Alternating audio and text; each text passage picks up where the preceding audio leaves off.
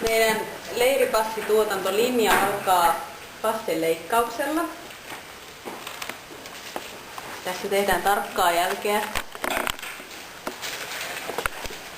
Ja kun passit on leikattu, ne laminoidaan. Eli laitetaan tämmöiseen laminointikuoren sisään, jonka jälkeen ne laitetaan läpi tämmöisestä laminointikoneesta. Niistä tehdään paketteja, jotka toimitetaan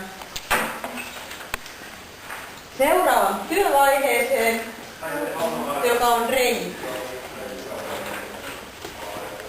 Passille tehdään reikä nipsua varten. Aki, vie ne suklaat pois tästä, kun tässä kuvataan uutisia. Kun passeissa on reikä, toimitetaan seuraavaan pisteeseen. Viimeinen ja vaativin vaihe. Kuoret aakkosjärjestetään ja laitetaan oikeisiin pinoihin, jotta nälkäiset leiriläiset saavat